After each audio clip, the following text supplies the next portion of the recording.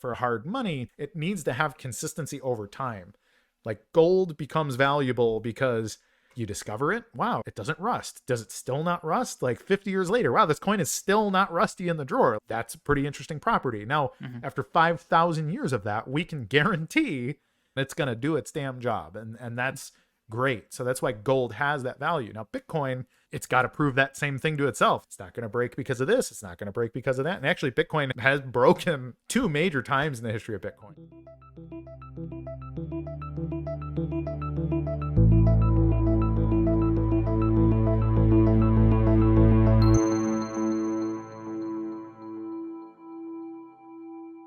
Welcome to another episode of the Untangling Web3 podcast. Today, we're delighted to be joined on the show by Kurt Wuckert Jr. Kurt is a true veteran of Bitcoin, from humble beginnings as an early adopter to founding his own mining company, Gorilla Pool. Not only that, but Kurt has been documenting the twisting tail of the blockchain as chief Bitcoin historian at CoinGeek. So today, we've invited Kurt on the show to share his deep knowledge of the space and explore the full history of Bitcoin in its entirety, from its emergence in 2008 to how it's changed since its inception and where it might be going in the future. Kurt, it's a huge pleasure to welcome you to the show. Hey, happy to be here, guys. It's a pleasure. I've been enjoying your show. I did a little bit of catching up as soon as you invited me on, a month and a half ago now. So good stuff. Yeah, thanks for being here, Kurt. I mean, me and Jack have known for a while that we wanted to get you on the show because you've got such incredible insights. You've been in the space for so long. And Jack touched on a little bit of that background, which is, yeah, even the title Chief Bitcoin Historian, that's something I've never heard of before. It sounds absolutely fascinating. But before we get there, could you tell us a little bit about your early career, pre-Bitcoin, maybe pre-Web3, all this kind of stuff? What were you doing in the early days before you got into this space? So I'm kind of a maybe even toxic serial entrepreneur. As a little kid, I come from Chicago, which is a very kind of, in fact, some people call it hustler city. So you get this, oh, cool, I'll buy something low, I'll sell it high if I can make a buck this and there. So, I mean, even as a little kid, I was cutting lawns and I'd hit garage sales and try to flip stuff that I'd find. And I always had a very, very keen eye for quality and that kind of thing. So, and then my best friend growing up, his father did that full time. That was all he ever did, was he'd have a circuit, hit resale shops, and he'd buy like designer clothes that maybe they'd be selling for $3. And so he got into e-commerce really early. He had an eBay account like day one and was selling things that you'd buy for under $5 at a Chicago resale shop. And he'd turn around and sometimes sell things for $200, $300, $500. And we hung out constantly. So I would be on these trips with his dad and all this other stuff. So I was always super into that. And then my parents were also entrepreneurs. They owned a printing company, which is another very Chicago thing. There's a whole neighborhood called Printers Row. And it's just like this sort of broad shoulders industrial manufacturing old school thing.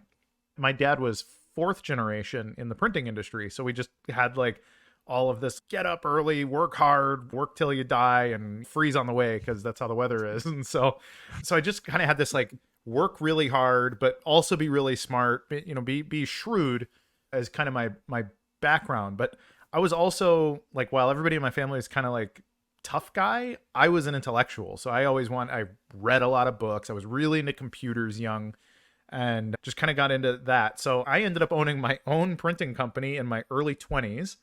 We were doing marketing, like rock and roll kind of stuff. I played guitar. I was in bands and that kind of thing. So I got into like doing t-shirts and banners and promotional flyers and that kind of thing. And that literally snowballed into a career that I did for over a decade.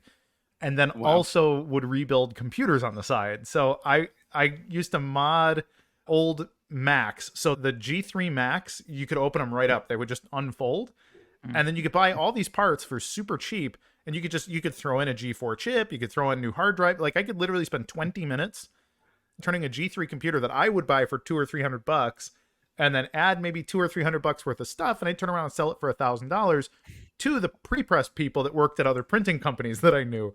So if they needed like a really hot computer, I would just build them out. And so got into that. So when I discovered Bitcoin, and I discovered Bitcoin because I was also super into like politics. I would do political activism on the weekends, and I was I Ron just imagine Paul. your interaction, like the career advisor being like, I have no idea where to put you. What camp do you fit in? I'm not sure. Pretty much. Well, that's the thing. I was always kind of on like a little bit in detention, but I was also the honor society president. And so it was just a little bit this like annoyance, but not in a way that anybody wanted me to leave. They're just like, Kurt, we need to apply you and we think you'd be really good at this. And I was always just kind of like, yeah, but I want to do this other thing.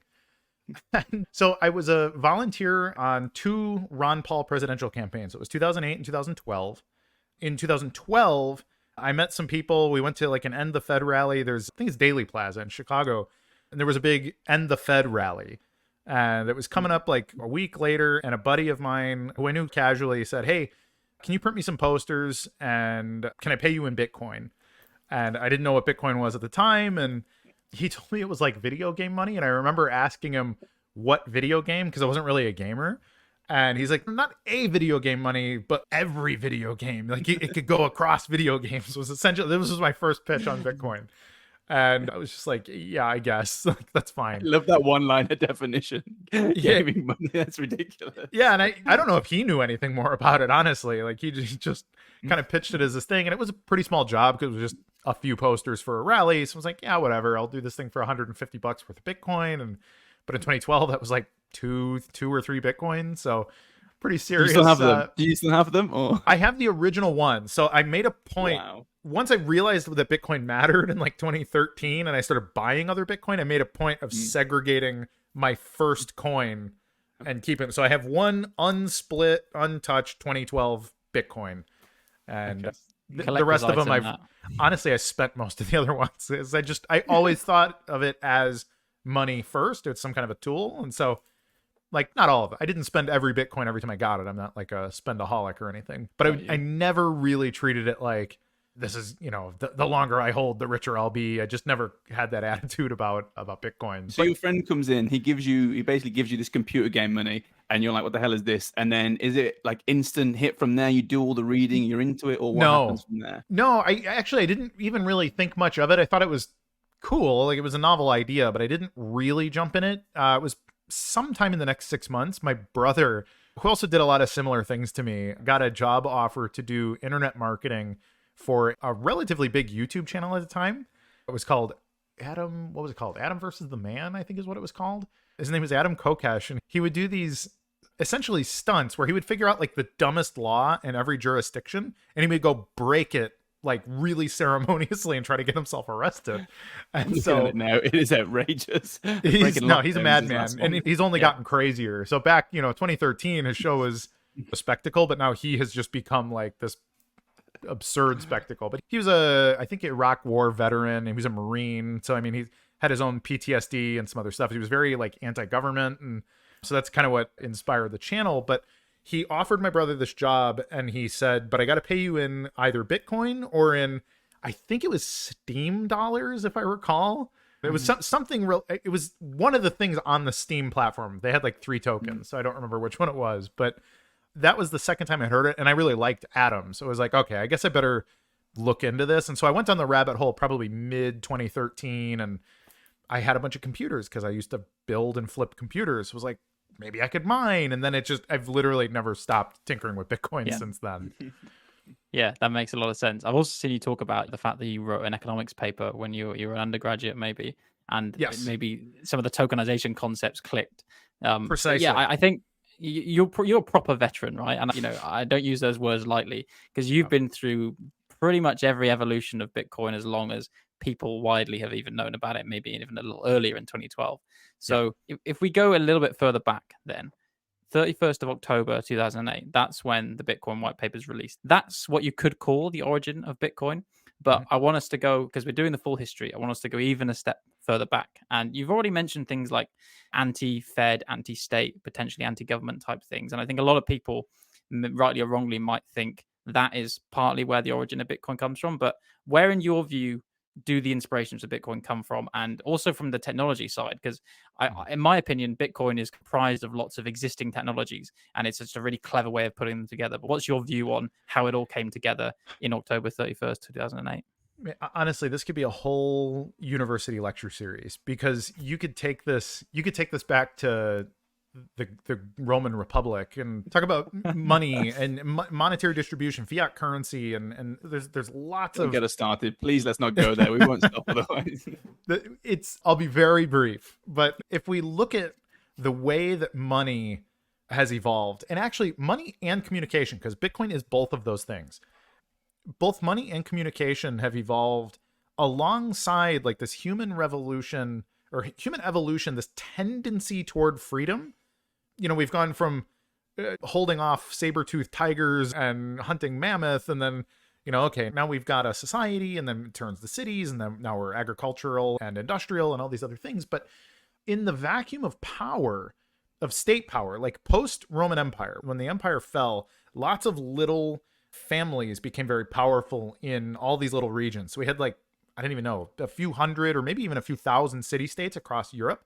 And lots of them, especially in Italy, started their own sort of banking empires that honestly, some of them still exist to this day. So the major one, the kind of Medici, exactly, type, the de Medici family kind of established a lot of the premises that we think of that are just banking basics today, but they invented them, and very quickly they became the richest people in basically the history of the world, outside of kings and queens. But honestly, they had more money, and therefore they had more power.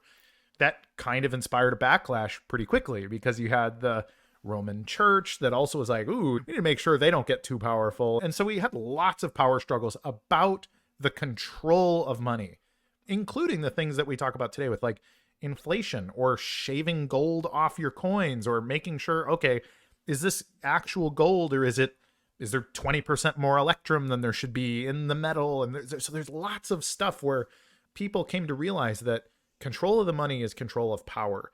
And then the other thing that you can control for power is information, which is also the banks and the church and the state and all these things is all in not ancient Europe, but medieval Europe, where we see the the proliferation of the printing press in the 1500s, right around the same time as the Protestant Reformation, which was another huge, it was a backlash against the Roman Church and a backlash against the control of the state, because all of a sudden communication went from, okay, I basically have to go to church on Sunday to get any news about anything, to, hey, now they print stuff in my language. I don't have to read Latin. I can basically read first German and then, all the other things outside of Germany. So the world kept getting a little bit smaller. People kept being able to communicate on increasingly larger distances, which turned into both communications and economics in a broader scale. And so it's backlash after backlash that leads us to now, 1973, you've got the Federal Reserve policy getting completely off the gold standard, and establishment of the petrodollar, and Nixon establishing this very weird relationship with China and the way that's impacted world economics since. And so there's lots of things. But in the 1970s, there became a very powerful movement of basically libertarian response to this bizarre global federalism, where it's kind of trying to establish a very powerful fiefdom that people live in again, and we still live there. Like this thing that was established in the 1970s with the petrodollar, and the way that we have these banks and pseudo banking institutions that just control the flow of money, and really it's just dollars, oil, and military might that essentially control everything. And we had the cypherpunk movement really was a big backlash to that. And those guys have been trying to create all kinds of things. But first, the internet, like encrypted communication, and then it pushed its way into digital cash. As soon as they figured out how to communicate over channels, they wanted to figure out, how can we do business over an encrypted channel? How can we do business in a way that's private and or separate from the state or the banks and whatever else? And so there's, then there's almost 30 years of history of that trial and error. There's probably 50 cryptocurrencies that precede Bitcoin and failed for various reasons. And then Satoshi Nakamoto very confidently showed up and says, hey, I solved the double spend problem, and we don't have a mint, and we don't have a single head you can cut off. And like, I might have just fixed money. And 15 years later, there's a whole heck of a lot of people that think he was right. So for sure. Yeah, I think that's a really concise summary. I don't know how you could do much better than that, to be honest. But yeah, I think it's interesting that you had so many precursors to Bitcoin, really, right? That whole cypherpunk movement there Oh was yeah. building digital cash systems or trying and failing to build digital cash. Also, the kind of cryptography movement, basically, that was becoming much more prevalent, developing things like hash functions, digital signatures, all the primitives that are now in Bitcoin, all were Yeah. existing, a little bit before. And I think one thing we have to note about preceding Bitcoin, given that you're from the printing business, is that the longest blockchain has existed in print, right? Since like the 90s, I think, right? Yeah, In the New York Times. 93 or 4, I think. Yeah, Yeah. Stornetta and Haber have been publishing a hash in the New York Times Sunday edition for 30, I don't even know, 33, 34, some crazy amount of time that you can just Exactly. go reference the hash and say, okay, we're good. Yeah. So that's Yeah. one of the first things I often say to people. It's like, Bitcoin didn't invent blockchain, right? Blockchain was around a long time before that. So Yep. that kind of, I guess that sums up prior to Bitcoin. Then at the instant of its release, there's just a couple of things I think we should comment on and get your opinion on. So Mhm. there are some strange or interesting features about the launch. So for starters, you have the fact that it's this pseudonymous creator, doesn't show a kind of real world identity to it, and it's published the white paper under this pseudonym. You also have this kind of cryptic message in the Genesis block, and a few months later in 2009, I think it was the chancellor on the brink of the second bailout of the bank. So this is coming just in the kind of peak crisis time following the 2008 banking crisis. So these are the two of the things people tend to cite about the launch of Bitcoin. So how do you interpret those two facts? What is your view on why those two things were done? So there's a lot of intrigue there. I think I'm a big fan of Japanese culture myself. So I think using a Japanese pseudonym, if you understand Japanese culture, like they are a culture of extreme honor. Like my son has a Japanese name. I'm a black belt in jujitsu. I'm wearing a Grand Seiko watch. Like I'm very into Japanese stuff. But the reason for that is they just have this incredible amount of discipline and trustworthiness. If you ever wanted to go to a city where you could walk around as a 100-pound woman wearing $1 million worth of jewelry and stuff that was easy to rip off of you, like your chances of getting mugged in any city of Japan are practically zero. And it's because nobody will do that. Like everybody waits at every stoplight. Nobody jaywalks. Nobody litters. Like it is this, and this is a country that has tens of millions of people in major cities. Like it is extremely congested, but it's orderly. It's quiet. It is respectful. Everybody's well dressed. Everybody's well kept, et cetera, et cetera. And so I think issuing a money under a pseudonym that is Japanese, it sort of imbues a little bit of a, hey guys, this is not going to be frivolous. Like it is going to be very well planned and very well executed. And I think to anybody that sort of can take a step back and think about why a Japanese pseudonym, because it's clearly Satoshi was speaking the Queen's English, like the way he types and that kind of thing. So there was somebody that had a respect for Japanese culture. And then if you understand economic history, Tominaga Nakamoto is like the Japanese Adam Smith as well. So if you want to get into like libertarian capitalism politics again, if you understand that character, that immediately also imbues, okay, this is sort of a at least libertarian bent, like big on property rights, big on sound money, like just on principle. There's those two things. Now, with the Genesis block and the headline, lots and lots of people, I guarantee you could find 100 influencers explaining why, well, the chancellor bailed out the bank, like that was the worst thing in world history that ever happened. And maybe it's true. I actually would tend to agree that, the bailouts and stuff that happened in that era, we're still living in the consequences of that. And it is generally not good. But I actually think it's a lot simpler than that. I think it's a simple timestamp. I think it's much like Haber and Stornetta, who are referenced in the white paper. Here's the newspaper headline. Here's the hash. I'm letting you know this is not pre-mined. If this is actually a sound money, here's how you prove it. And so I think it's simpler than that. Circumstantially, it's great. I mean, if you believe in fate or destiny or providence, there's that too. And that's also very cool. But just very practically, it lets you know Satoshi Nakamoto wasn't sitting there doing a pre-mine for 2 weeks or 2 months, like 99% of every other currency that was ever issued after. And Like, oh, okay, the founder's got the founder's tax. He's sitting on 15% of the supply or whatever else. So, No, I think part of me kind of does want it to not be coincidence, that it was intentional and he was just sitting on it, knew it was about to happen, and boom, he just deploys it on the day because of that. I think there could be. I mean, because it wasn't not obvious that we were heading for in that era. I mean, the news every day for weeks was, is Standard & Poor's actually going to downgrade the 3 of the largest banks in the world? You know, so there was that sort of like, oh man, is this it? Are we going to have a banking collapse? So it's, I don't think it was purely circumstantial, but I also think it's relevant that the white paper came out on October 31st, 2008, and the Genesis block happened on January, was it 3rd, I think? 3rd, yeah. Of 2009.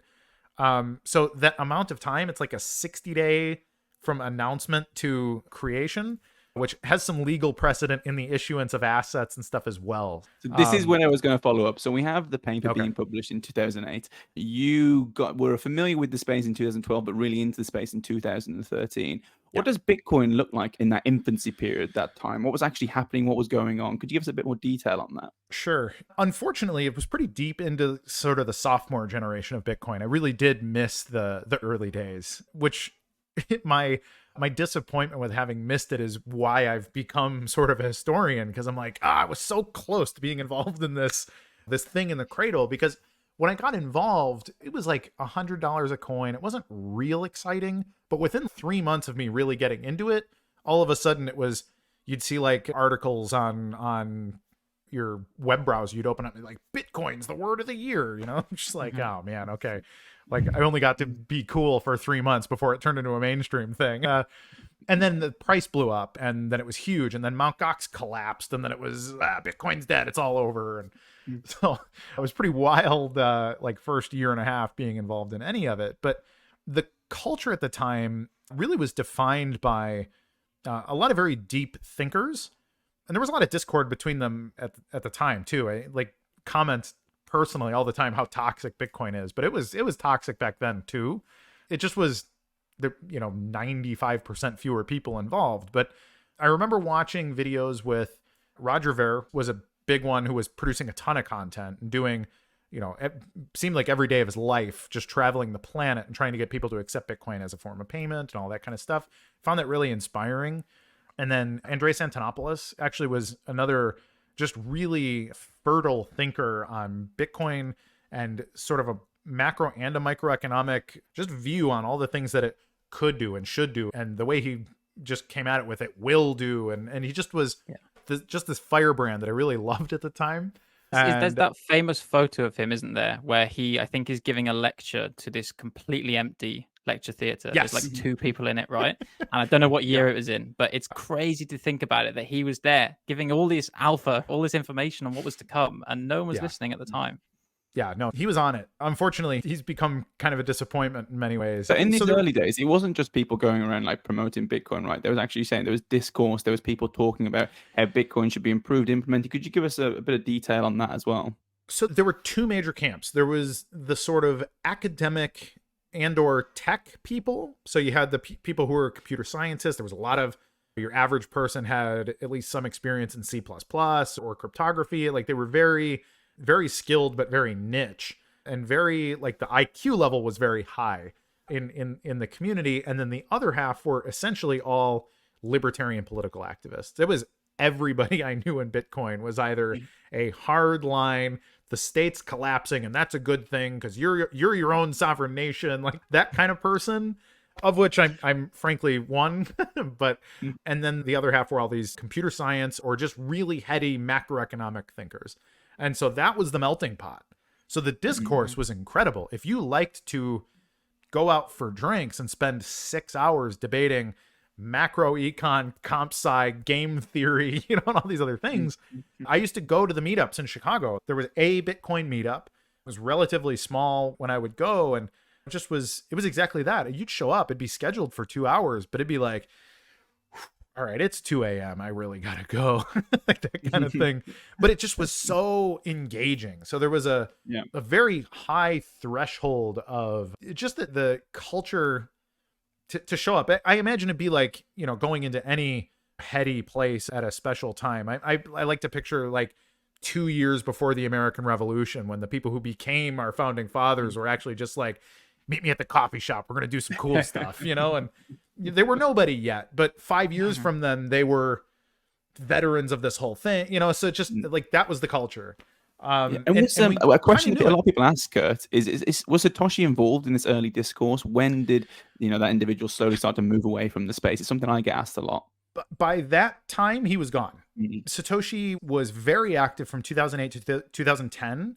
And then there was this massive decrease in his involvement from 2010 to 2012. I think the very last thing he said as Satoshi Nakamoto was an email.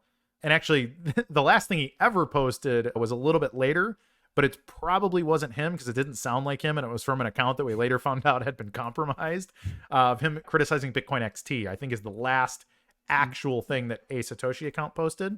And then there was also I'm Not Dorian Nakamoto, and there's some other stuff that's all post him, like we know he had been compromised at that point, but he disappeared completely in 2012, with him basically telling Gavin Andresen, the new lead developer at Bitcoin Core, and him saying, hey man, don't talk about me as a shadowy figure. Stop talking about crime money and that kind of thing. And honestly, just make this about that, like, go praise your devs. They've done a lot of really cool things, and kind of encouraging like, hey, Bitcoin still needs a lot of work. Like we don't need all these political problems and that kind of stuff. So Satoshi was very metered, especially early, like early Satoshi. Like I picture it as very sort of Sermon on the Mount, Jesus Christ, kind of like every word that's coming out of his mouth is, wow, okay, that's profound. And then 2 minutes later, like, okay, that whole bit was really profound too. And just really consistently.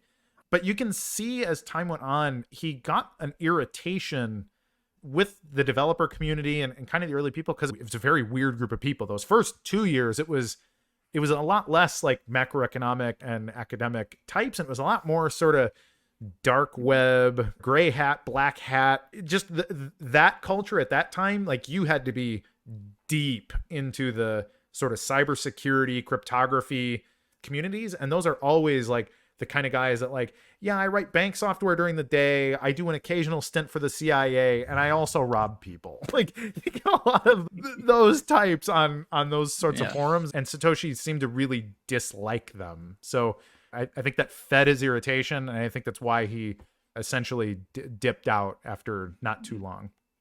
Yeah, and I think one of the things I remember seeing, correct me if I'm wrong, is around he was quite worried about the association with things like the Silk Road and things like the dark markets. He didn't want there to be an easy kind of regulatory capture or other kind of lawful capture of the system before it had grown up. Because, again, during the early years, because of how the block subsidy works, right, and there were very few transactions happening on the chain at the time, the system really had to survive those early years on the subsidy, and it was small enough probably that it could have died. It could have, the whole experiment could have failed. And thankfully, it hasn't.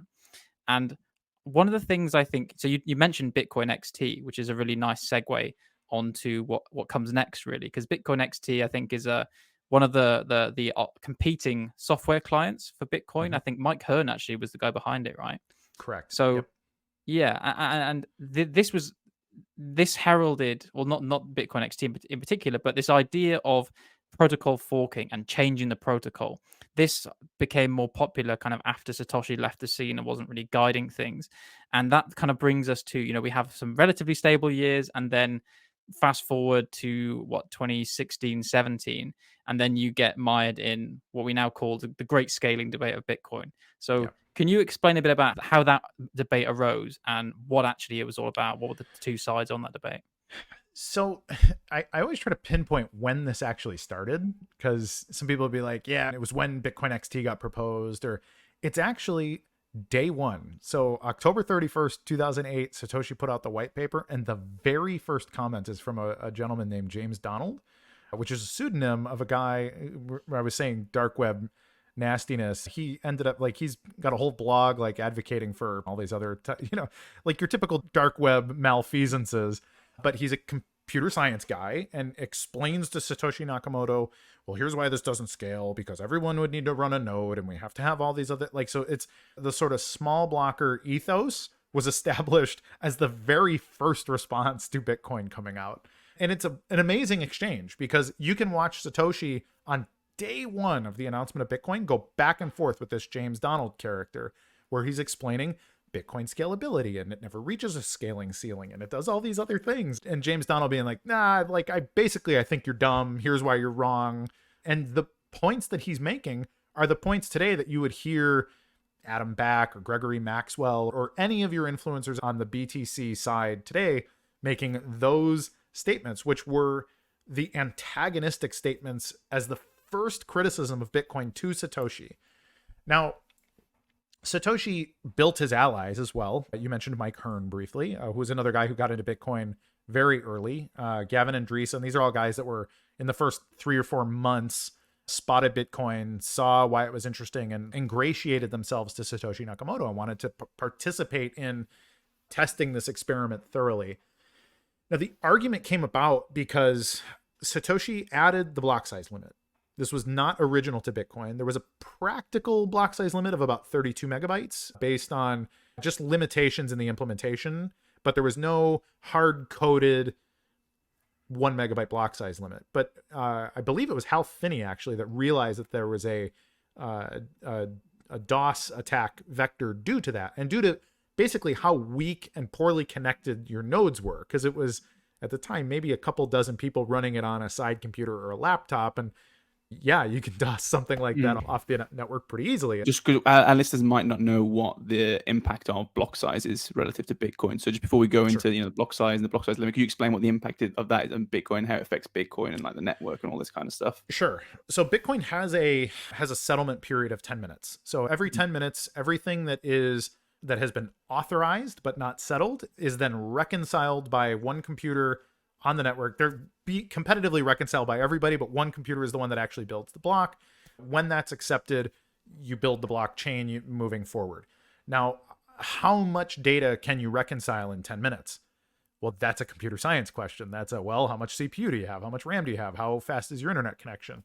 And at the time, if it was, Bitcoin is 12 laptops and 3 Dell computers that are poorly connected and may overheat at any time and all these other things, the answer is, you can't really do that much work in a 10-minute period, because some of these people, they're just going to turn their computer off at the end of the night. And if we don't have people around the globe that are doing it, assuming everybody's in America, sometime between 10 p.m. and 2 a.m., Bitcoin goes off every day. That doesn't work. And Satoshi basically had to make a very practical decision for a very young network in the cradle and say, okay, we're going to limit the amount of transactions that can be reconciled in a 10-minute period so that some malicious actor can't show up and say, here's 1 billion transactions and everybody's laptop crashes and Bitcoin goes down. So that's it's a bandwidth limitation, but it's a very reasonable bandwidth limitation for a very young network. It's alpha level technology, but Satoshi understands that for a hard money to be valued, it needs to have consistency over time. Like gold becomes valuable because you discover it. Wow, it doesn't rust. Does it still not rust? Like 50 years later, wow, this coin is still not rusty in the drawer. That's a pretty interesting property. Now, after 5,000 years of that, we can guarantee, all right, I can use gold on the space shuttle and it's going to do its damn job. And that's great. So that's why gold has that value. Now, Bitcoin, it's got to prove that same thing to itself. It's not going to break because of this. It's not going to break because of that. And actually, Bitcoin has broken 2 major times in the history of Bitcoin, but we'll get into that a little later. So because of that, it was basically, let's throttle this way back. We'll keep it throttled back while we figure out what other edge case problems might exist technologically here. And then actually Satoshi explained, and here's how we can make this grow. He gave a very basic, 2 lines of code. We'll pick a flag day. We'll change what we're going to do. We'll all just decide to raise that block size limit as the network matures. So as it grows, we'll grow with it. It's like, if we keep having kids, we'll buy a bigger house, So that's what year was that in, the original 1 megabyte limit? Do you remember? I believe it was 2010. Yeah. I don't remember precisely. Yeah, that's roughly in my head when it is. But again, even based on this kind of temporary limitation, just by extrapolating things like Moore's law, right, double the capacity every 2 years, you'd expect to be able to increase that size over time. So why didn't we see that happen in Bitcoin?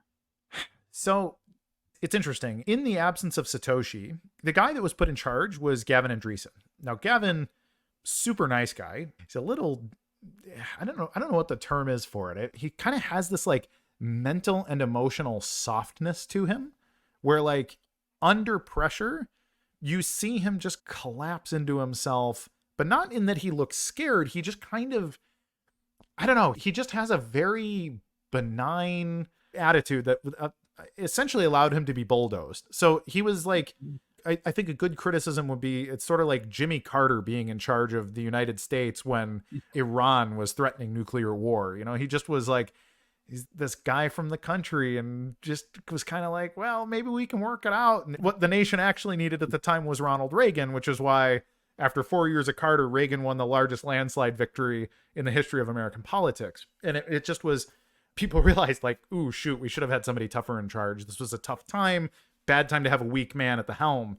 And Gavin was that weak man, essentially. And so as the power vacuum of Satoshi had gone away, there was also a pretty quick influx of new developers and new sort of advocacy types. So you had guys like Vladimir von der Laan showed up pretty early. You had Gregory Maxwell and a pile of others, like another dozen or so people that showed up with tons of street cred. They were high level programmers, guys that had inventions and patents under their belt and these kind of things, and explaining why, okay, if we were to do all these other things, like let's move the Merkle tree over here, let's do, you know, and it was very difficult to argue with them because they were in some cases PhDs and like, oh, well, yes, I work at the computer lab at MIT, so let me handle it. And you're a little bit like, I guess. And so in that power vacuum, they came to value the block size limit as a religious talisman that, okay, if we keep the bandwidth small forever, then we can just have nodes everywhere on Earth. We can make this network completely unstoppable if everybody is running a full copy at home.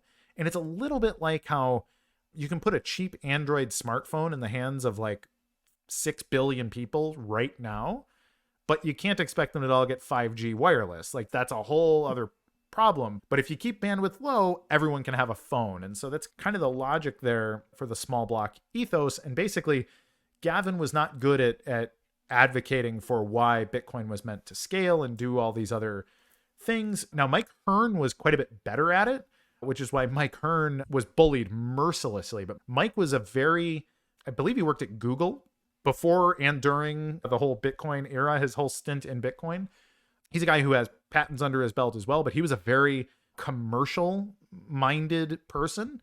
And for him, he looked at it and was like, dude, I work in scaling databases and doing all this stuff at Google. Like, this actually isn't that hard. If you don't think we can deal with more than 6 megabytes an hour, you shouldn't have control of anything. But the fact that he was so brash the other direction led to this new group really bullying him. And they completely bullied him out of the project by 2016.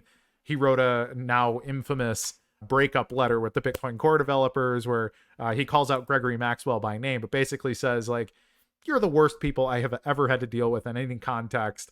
Bitcoin's a failure. It's your fault it's a failure. I'm out, essentially. And Mike was a classy guy. He was not the kind of guy to lose his cool.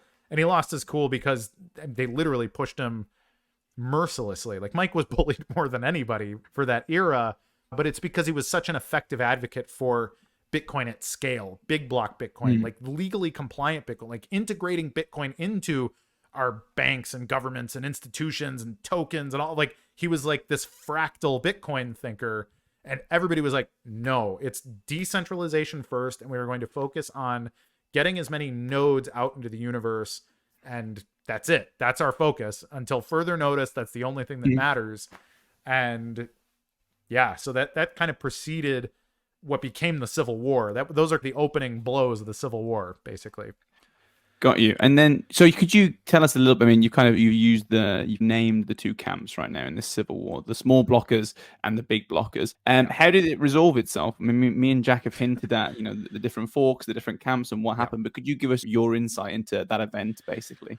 I mean, it's unresolved. It's as unresolved as the differences between the Catholic and Protestant churches, right? Look at, we now have over 500 years of all these people saying, no, we're the real followers of Christ. And they both make really compelling arguments based on provenance and we're obviously really committed. And so it's much the same thing. So by 2017, there was a proposed agreement called the Hong Kong Agreement, where it was kind of like, okay, we'll do a 2 megabyte block size limit raise. We'll all kind of agree to this very broad.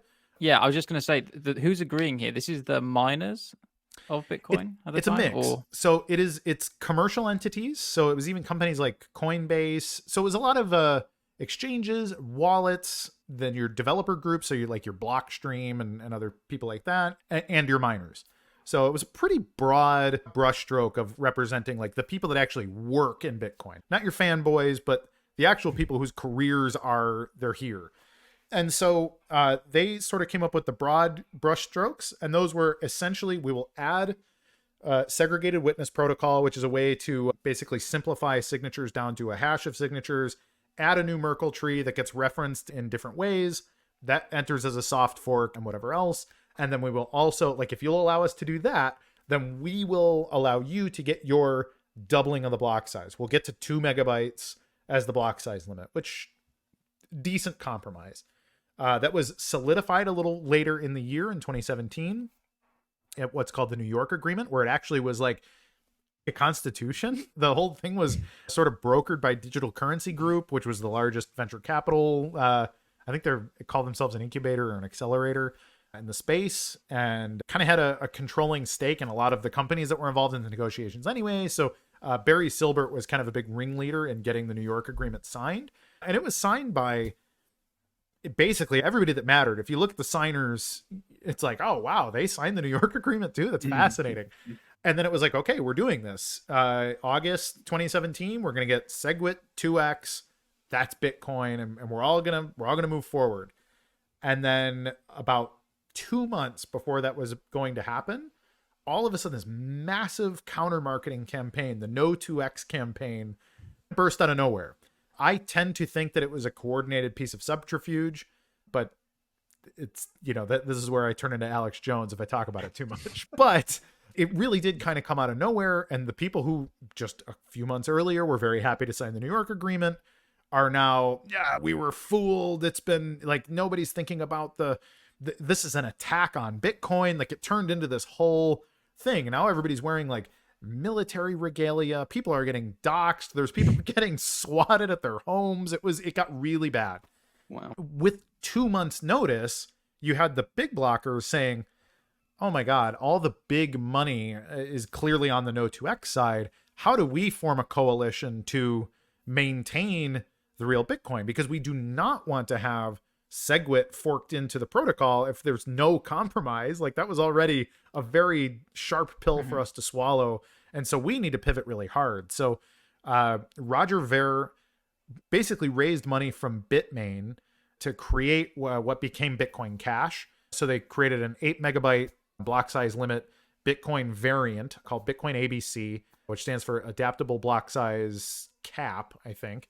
Hired a French developer from Facebook to put it together, a gentleman by the name of Amaury Sachet, and created this client and said, I guess we're going to have an old school hash war, and the market will decide who's the real Bitcoin. The one that looks exactly like Bitcoin and followed this whole roadmap that Satoshi gave us for raising the block size limit, or this one with all this newfangled signature hashing technology and all this other stuff that is backed by the jerks who like got rid of all of Satoshi's friends. So it was, from a personal marketing standpoint, circumstantially, all of my old school Bitcoin friends were very like, Bitcoin Cash, man, this is where it's going. Like, these newfangled tech people, like, it's all Silicon Valley, it's weird New York money, and then it's like Gregory Maxwell and his cohorts who bullied out all of my favorite Bitcoin developers. And so then it split. So there was this split, and then there's this very weird pivot on, okay, the price went up over here, now Coinbase went down, and now it comes back on, and they've flipped each other again, and now Kraken's down, and the price flipped there, and then $10 billion in Tether showed up over here. Now BTC's, it just was like this weird, 48-hour period, like right at the fork, where nobody could figure out what the price of either asset was. Hash power was going back and forth, because if you're a miner that just has bills to pay, you're like, which one do I mine? Because like my bill is due in 2 weeks, and Mhm. So it was really, really crazy for a couple of days. And then all of a sudden, everything just kind of turned back on. All your influencers, all your exchanges, everybody's like, all right, this one gets the BTC ticker. The price is way higher. Hash power is higher. That's the real Bitcoin. That's how we decide. It's over. And the Bitcoin cashers who had, in my opinion, their fatal mistake was adding replay protection from the get-go, which means that they can't reorg each other. Bitcoin game theoretically, you can reorg Bitcoin, you can rewrite the blockchain if you have enough hash power. And if everybody agrees that the valid chain is the one that's been rewritten, that's Bitcoin. But what the Bitcoin Cash chain did is say, okay, we're just going to predetermine that these chains cannot reorg each other. So they're going to not ever compete for consensus against each other. We're just going to try to compete in the marketplace and let the investors decide based on price, and then hash power will follow price, and we'll, like, whoever gets the most hash power at the end of the week is the real Bitcoin. Well, that was always something they were going to lose. And so, yeah, it was, I don't know. It was like pre-conceding defeat. It's like going into battle and being like, all right, we're going to tie our left hands behind our back because we're honorable. And you know what? I'm out. Yeah, I think that's why you say it's unresolved, right? Probably down to Yeah. this decision, because leading up, the only idea of consensus had been what people call Nakamoto consensus, right? So the longest chain wins, and people were saying Yeah. we will fight for the best version of Bitcoin based on that principle. And then you have the replay protection added in, and all of a sudden it's a fight for the brand of Bitcoin based on which of these two now effectively incompatible chains wins, right? So that's kind of how I viewed it. And yeah, it was always destined to be this unresolved thing, and it still isn't to this day because of that. Now, I always remember this fork, not because I was around, but because my very first day ever working in the blockchain space happened to be the 1 year anniversary of the fork. So it's all anyone was talking about. And I was like, I didn't know anything about it. And I was like, what's happening here? And I didn't have enough time to even learn about that, because before you knew it, that Bitcoin Cash chain was going into a second kind of war, a second protocol war. Yep. Right. But this time it was different. So you've got, in my opinion, you have a kind of relative stability after that 2017 fork for BTC. That kind of just carries on with its 2 megabyte or 4 megabyte effective limit now, right? But basically 1 megabyte in reality. Yeah. So you have it going ahead, nothing really changes. Then you have Bitcoin Cash continues, this lower hash power chain. And then there's an infighting in that camp again. So this kind of camp that you say you were in at the time, that splits again. But it was over, not to do with block size necessarily. There was some dispute on that, but it was over like minutiae. It was like, oh, which opcodes, which bits of code are we going to put into the chain? What arbitrary changes are we going to do? We're going to change, I think it was called the topological transaction ordering rule. Like, we're going to change the way we order transactions. It was bizarre that people were trying to change these kind of things. And the other camp within Bitcoin Cash was kind of saying, we don't want to set precedent for arbitrary change. That's my understanding. So what was your take on that second split? Because it happened literally, what, a year later somehow? Yeah, 13 months almost to the day. So, yeah, it really was, I think, also malicious. I think it was a subterfuge-based thing. And a lot of it, I think, is carryover from the original, the BTC BCH split, in that it was social first. There's this whole social engineering aspect of, if Bitcoin is important, it's important to control it. And the way to control it is not through the technology or attacking the system, because Bitcoin really is anti-fragile. It's attacking the people that pull the levers around Bitcoin. That's the weak link.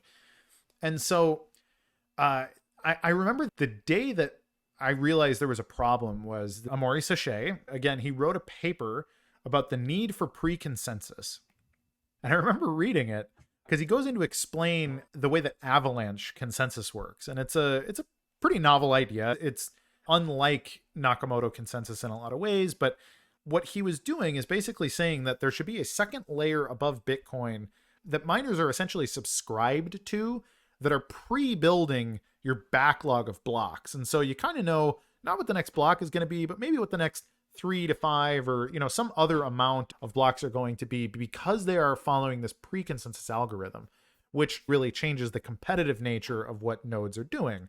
Now, to your originalists, which was roughly half the community, it was folks like me who are like, hey man, we really didn't want to create, as you said, like arbitrary change. Bitcoin's not supposed to be a science experiment.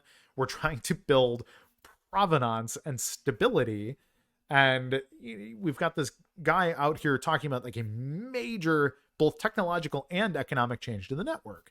Well, the people who essentially were the conservatives on Bitcoin, the response is fundamentally no. Like we don't have the original Bitcoin here. We should be working our way back to restoration of Bitcoin before we start adding bells and whistles. Maybe we need a bell or a whistle, but at the very least, can we restore this to original before we start adding or subtracting? There was also, you mentioned the transaction ordering. They, for whatever reason, decided that it would be more scalable to pre-order all transactions in their numerological sequence. So I believe they called it canonical transaction ordering is what they called it. Yes. But Yeah. versus like first is first, which is, the first scene rule in Bitcoin is like another major precedent in how and why Bitcoin works.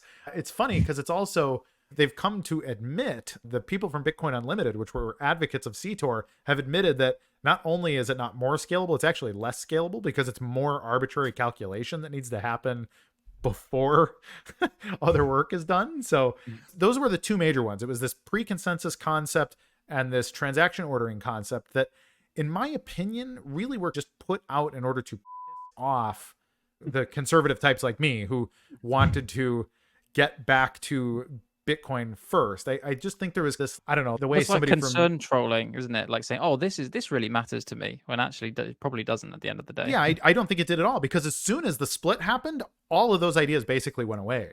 All the contentious stuff, they're just like, shelve it. And so it was like, wait, what were we fighting over? And I really think it was like, it's if you have somebody in New York City and the way they think of people from West Virginia or something, and if too many people from West Virginia move to the city, it's like, you know what? Let's just argue about something that will piss them off and make them leave. And I think that's really what it was. What did happen then, Kurt, with that then? If like nothing, if you're saying those things that they wanted and requesting were kind of grinding your gears a little bit, didn't happen. What happened when the split did happen? Very little. In fact, they pivoted pretty quickly to the next big change was going to be Schnorr signatures on the Bitcoin Cash chain, which is just another way to do signing and aggregate transaction signatures. And I don't even know what else has happened since. In the last 2 years, there's been no real progress. They added some kind of adaptable block size that if there's volume, it will make some other calculation to decide how big the block size limit should be and whatever. But development on Bitcoin Cash has been very small. And they literally have blocks that have 5 transactions in them that happen. This is like months at a time. There's very little use and kind of is what it is. And then on the other side, the ones that wanted to restore the original Bitcoin, what would it be? It'd be about 18 months after the split between Bitcoin Cash and Bitcoin SV, Satoshi Vision, we basically did. We got to about 98% of restoring Bitcoin, meaning all of the original opcodes except for I think 2 or 3, restoring a block size limit that is determined by node policy instead of by consensus rule, and other stuff like that, like getting rid of this concept of a standard transaction. So every blockchain has like a standard transaction format where everything has to be in a specific order and do things in a very specific way, or it's rejected as an invalid transaction. But Bitcoin SV loosened those rules back up to the way they were in the original Bitcoin, which allows you to do much more novel things in, okay, well, let's do this and this and this, and that allows it to launch more complex computations on chain and all this other stuff. So it really was let's loosen up all the kind of frivolous stuff, and then let's add back all the original stuff, and then let's experiment with that. And that occurred in early 2020. And now it's been about 4 years of R&D and working on trying to prove out stuff that goes back all the way to 2008 and 9, like Satoshi Nakamoto saying, Bitcoin could do X, and nobody ever tested it. And so those kind of things have been being done and basically just competing in the marketplace. But now it really is BTC is still small block, nobody rocked the boat kind of Bitcoin. You have Bitcoin Cash, which is pretty small community that has its own values and has the second largest market cap and all of that. And then you have BSV, which is trying to break computer science records every quarter, but also has the lowest market cap, and people saying like, it's just a really irresponsible experiment in Bitcoin. Like the things they're doing are the things that were turned off for reasons of safety and those kind of things. And So we get criticisms for being bizarrely puritanical originalists who don't heed any warnings from all the brilliant people who fixed Bitcoin over the previous 10 years or whatever. So again, amazing summary of some very complex history, and you haven't gone into all of it there because it would take hours and hours and hours. But Yeah. I think I can summarize by saying where we are today is you have these three competing. I like to call them prongs. I don't like to call them forks because you know that's not what a fork looks like. They're three different prongs of the fork, right? And this basically now three-way competition still in the long term for depending on your time horizon for effectively the brand of Bitcoin and to be the original Bitcoin or the mainstream version of Bitcoin. And you have BTC, or what's widely known as Bitcoin by virtually everyone. That kind of hasn't changed in the ethos. It still is small blocks, keep it small, everyone can run it on a Raspberry Pi type model. Then you have Bitcoin SV on the other end of the spectrum, so like the most recently created prong of this fork that is going turn the taps on, release the limits, we'll just see what's possible. And then you have Bitcoin Cash, in my opinion, somewhere in the middle of it, right? It's neither here nor there. It hasn't gone as far as BSV, but it's gone further than BTC, so it's kind of in between. One thing I think I've seen you say before on another, or maybe on your show, was you said Bitcoin will become what we use it for. And I think this is such an interesting way of describing it, because not only is it about how you scale Bitcoin, the reason for these three prongs emerging, right? It's also the uses, because the use cases on BTC are very different to the use cases on BCH and BSV. Do you think that phrase describes how we've got to this position as well? And also, what do you think we will use Bitcoin for going forward? Will that help to resolve this question of the three chains in the future? So it's actually one of my oldest adages. As soon as I started doing Bitcoin media, I was encouraging people to at least use some in commerce, use it as money a little bit. Because if it's only used as an investment, or if it's only used as a trading pair, or these things, it'll end up being regulated by governments as this asset, and it'll be taxed the way that it is taxed today. And it turns out I was right, that regulations come in and now it's a piece of property, and now you have short and long-term property taxes anytime you make a transaction and all this other nonsense, which, like, it's an electronic cash system. That's the title of the Bitcoin white paper. It was designed to optimize payments as its first thing. And then Satoshi then explains some of the other basic novel things that you could do once you've gotten past this. Okay, once you understand that it's money, now you can also make tokens with it, or you could use it to do this thing with a vending machine. He made a couple of very simple comments about you could drop it in, you could use it in an adult website for a little extra privacy, like these kind of things. So yeah, I think he was very clear what Bitcoin was for, but just like a lot of things, if everybody says, nope, I'm not going to do it that way, and 99% of people treat it like this other thing, now it is regulated and taxed and used. And now, now most are sitting in BlackRock's desk drawer on a Ledger Nano and traded as synthetic assets as an ETF, as if the world needed another financial asset to to let people screw around with because they wear suits to work. And so it's just a very, very weird pivot.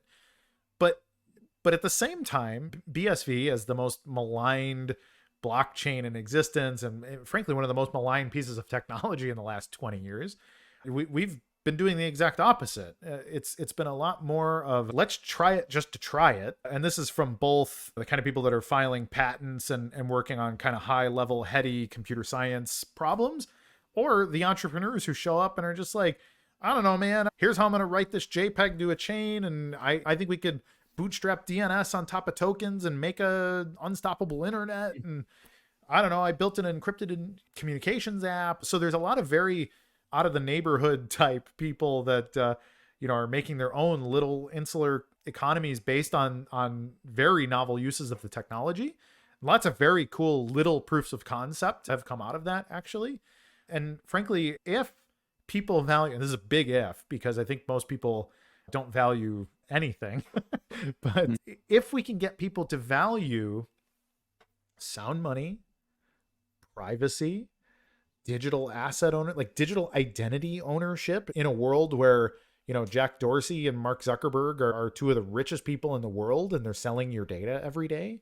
Those kind of things, like Bitcoin solves those problems. But it's not going to solve those problems unless people begin to demand that those problems be solved.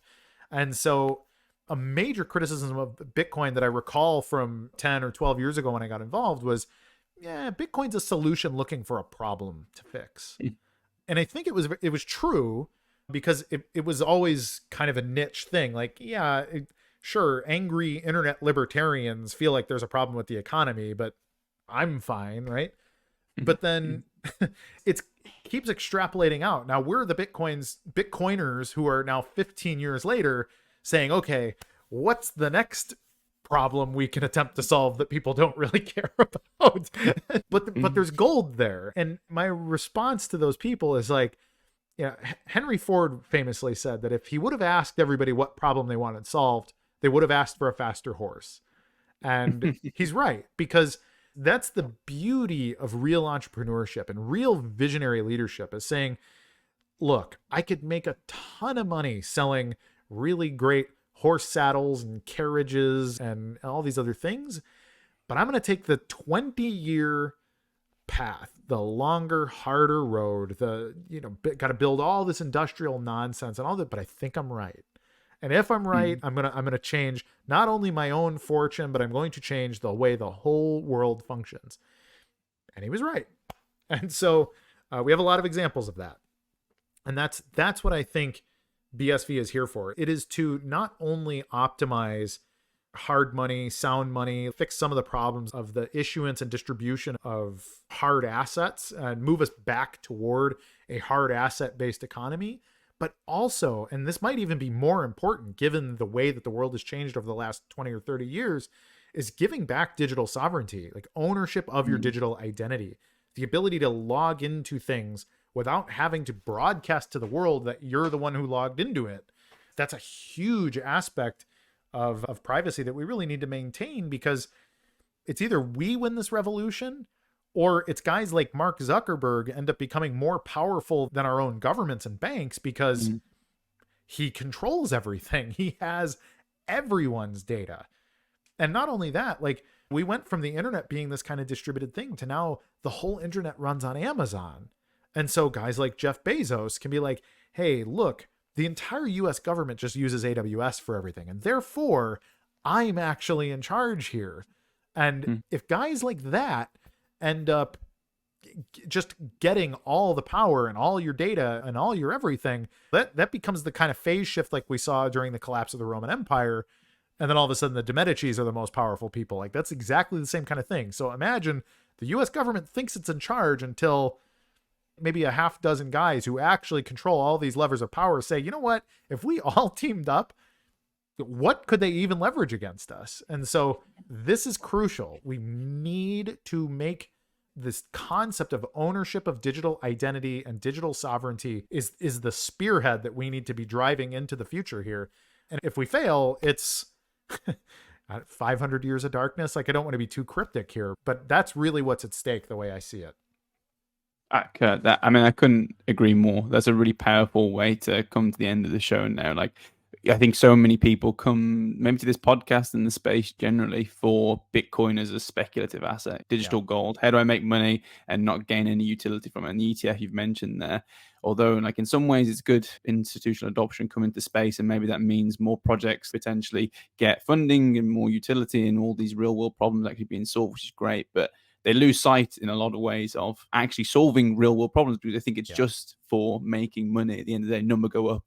And it's so much more than that. I think you are right. And we try to do that on this podcast, is focus on what utility can actually be derived from cryptocurrencies, blockchains, everything in, the Web3 space. And I think it's so important for people like us to actually focus on that and get that marketing spiel across, that there is so much more than just number go up.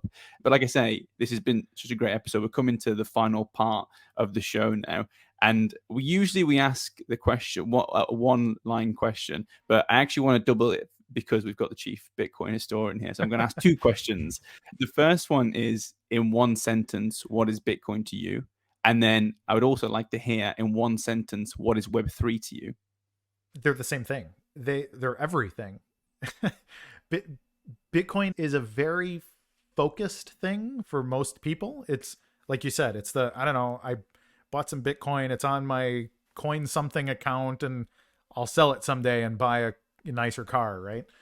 And that's not what it is for me. Bitcoin should be used on everything, in everything. It should integrate, like Bitcoin should work like a virus that doesn't have a vaccine and doesn't have immunity, because everything that it touches becomes more integrally connected. It becomes more valuable. It allows us to add a monetary value to every single bit and byte of information on the internet. And we already know. So data is two things. It is the most valuable commodity in the world, and it's the most undervalued commodity in the world right now. That there's never been an asset like data, in that it is the most valuable and the most undervalued. It has so much upside. And so using Bitcoin, if you can virally integrate Bitcoin into every bit of data and then monetize all of it and figure out who owns every bit in the universe, it's everything. It is literally going to the atomic level of everything that has value and allowing it to be traded. Like, enter economic opportunity of everything thanks to Bitcoin. That's what Bitcoin is to me. So is the one word answer everything? Say, It's what is everything. Bitcoin to you? In all caps. No, I do love that. And that resonates with what Jack and I say often, is that Bitcoin and blockchain is meant to be the TCP IP protocol of exchange, right? Peer-to-peer exchange, importantly. And this internet of value is one of the terms we've heard banded around. Yeah. But yeah, I love that answer. The second one is, this would be a really good one, actually. The chief Bitcoin historian got so much to choose from, so many people. But if you could choose anyone, alive, dead, or fictional, so sit down and discuss Bitcoin or Web3 with, who would it be and why? Oh man, that's hard.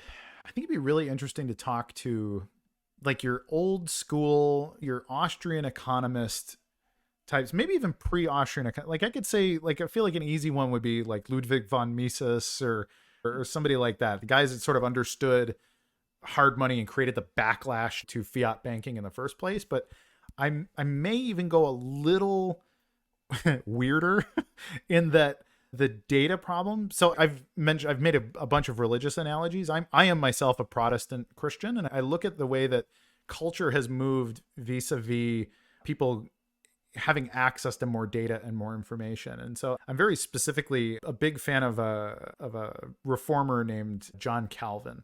Now, the Calvinists got kicked out of Europe, some of the most brutally kicked out of Europe people. In fact, the French slaughtered them. There was the whole Huguenot massacre and all these other things that happened. And part of it was the fact that they were so interested in just spreading the information. It was just like, everyone should have the Bible in their own language. Like they married that principle, and they just spent so much time translating and printing and distributing.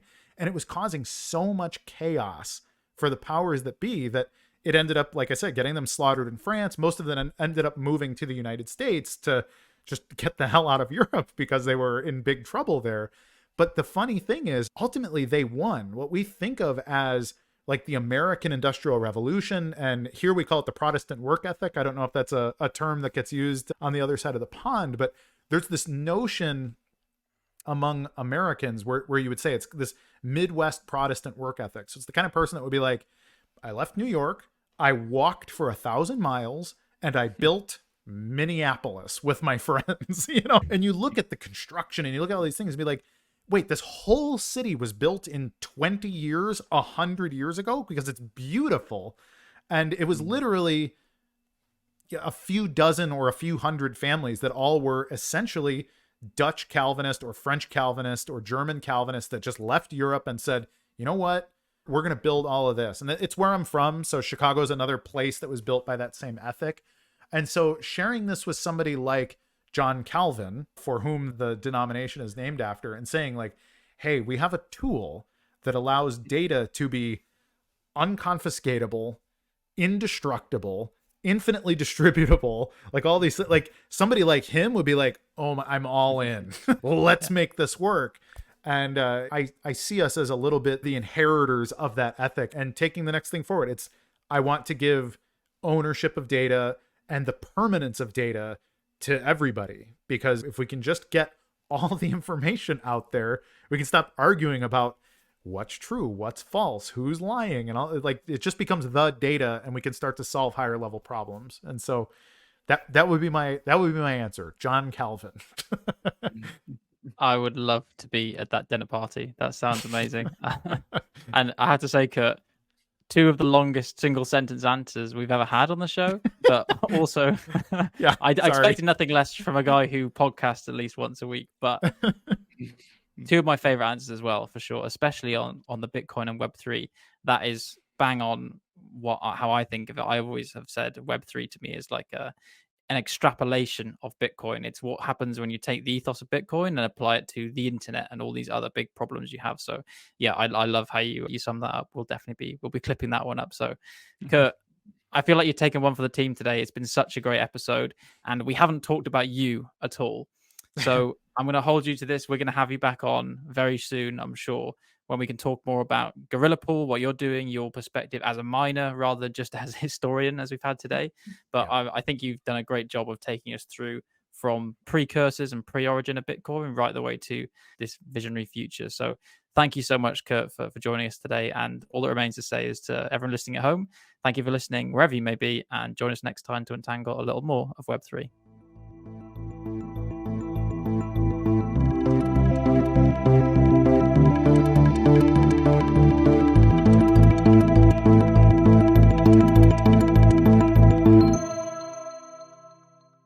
Thanks for tuning in to another episode of Untangling Web3, produced by Emma Camilleri. Don't forget to send us your thoughts, questions, and comments on social media, and be sure to follow us on your favorite podcast provider to catch the next episode.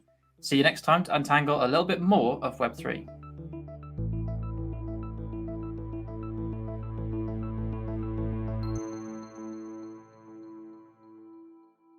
The views we express here are our own and do not reflect the views of our employers.